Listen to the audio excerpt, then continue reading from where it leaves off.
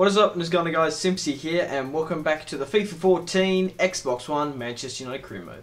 Now today in this episode we have one match and we have the January transfer deadline day. So we've currently signed Stegerson, we've signed PK, we've sold David De Gea to FC Porto for 40 million and surprisingly Gundogan actually signed for Atletico Madrid, which really did surprise me. So I'm going here to show you my my plays in and my plays out. I spent 48 million out and I spent 41 million in.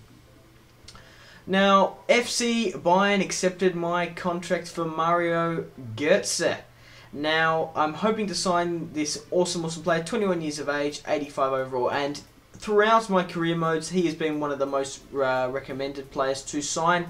And to be honest, he's going to cost quite a bit just because of his age. 75 million we had to pay for him, but he'll be worth it in the while. He can get up to like an 83 I've seen him get to, so that's fucking awesome. And we do really need that main midfielder, seeing that Royce is more of a winger, but I've been playing him at cam. And Kagawa, yeah, it's going to be interesting to see how we fit him in the squad. I'm probably going to have to fix up the formation maybe to a 4-4-2 and take off Fellaini, but Mario Götze is well worth it, and he's my biggest signing of this transfer window. But I'm going so well in this career, man. I'm so happy. I've signed so many big players, and I can't wait to continue this. I'm going to be doing probably, I did say I'm going to do 2 seasons with Man United, but whether or not I do a third, we'll just have to see depending on your support, really.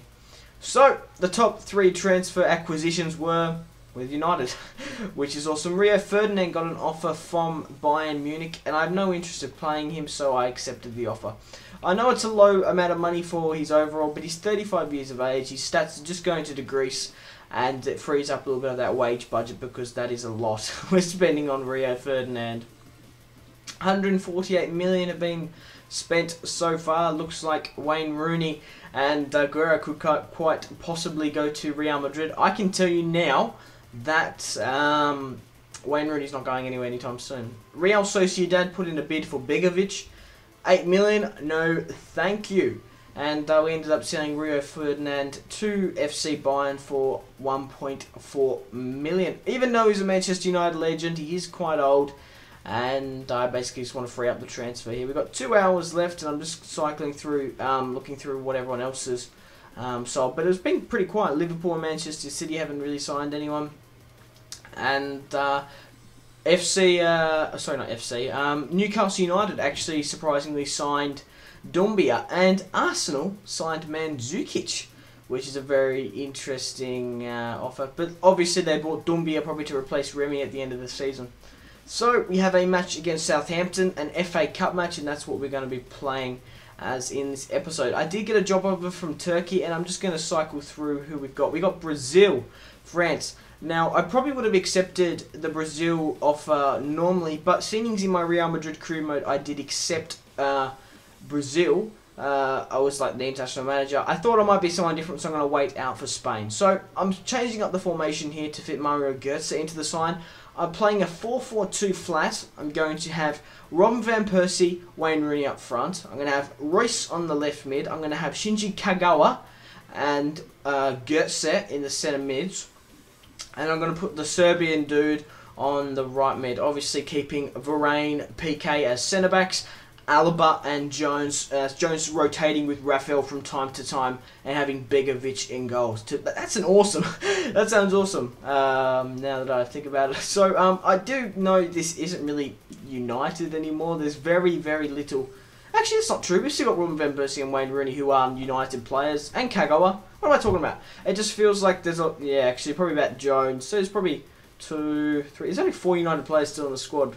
But we're bringing into the future. We're going to win the title, which doesn't look very promising at this stage in real life, but we'll just have to see. I'm switching up my substitutions here. I do want to keep Hernandez and Welbeck on the bench, Januzaj and Fellaini to bring on maybe to the 75th minute triple threat substitution. But let's get on to the match against Southampton. Can't wait to play this, and be interested to see how Southampton cope, and maybe Mario Gomez can score on his debut. So here we go, Manchester United. So what do you guys think? Was it worth paying 75 million for Mario Götze? He's going to go up phenomenally, but do you reckon he's fit into the squad? Should I have played Fellaini? Put in the comment section down below, guys. All constructive criticism is welcome. I do read everything. I don't usually reply to comments because of the, well, for obvious reasons, the Google Plus situation. It could change, so I don't really want to talk about it. I don't like talking about current affairs like at the moment, because I do these like randomly. I spend a couple of days recording and then I edit them one by one, and it's all over the place. Sometimes I do them on the day. It's just all over the place, so I don't want to talk out of date. But Wayne Rooney opened the scoring here, and I forgot to mention that we're versing Lindegaard, my old Manchester United player. Van Persie making a run and scores an absolute screamer. And it'd be interesting to see what my record is against Southampton, because I won 6-1 the first match. I can't remember if I versed them a second time, or is this the second time. But if this is the second time, I've scored 8-1 against them every time we verse. So that's fucking crazy. Van Persie on his right foot here, swinging away from Lindegaard to bring it to 2-1. 2-0, sorry. Van Persie and Wayne Rooney obviously getting up on the score sheet. Wayne Rooney making another play and scores his second of the match in the 53rd minute. And the Southampton coach must be hating me. Not as much as Lindegaard. He wanted to transfer. We ended up selling him for 12 million to sign Begovic instead. And Begovic has been an absolute outstanding goalkeeper. I've had a real fucked situation with my goalkeepers. I bought a Begovic for, was it 4.5 million?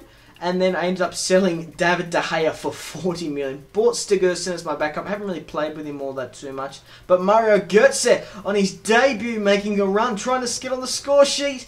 And it just goes wide. But nevertheless we end up winning 3-0. Unfortunately, Mario Götze didn't score at his debut. Which I always like doing, making people score on the debut. But it was Wayne Rooney and Robin Van Persie's day. They both scored goals and they both got assists. We had a match against Fulham. Marco Reus got a hat-trick and Wayne Rooney scored one as well. So we've got a couple of simulations coming up, and then in the next episode we've got some more matches for you. We ended up winning 1-0 against Stoke. Begovic versus his old team, and Robin Van Persie bagged the only goal of the match, which was in fact a penalty.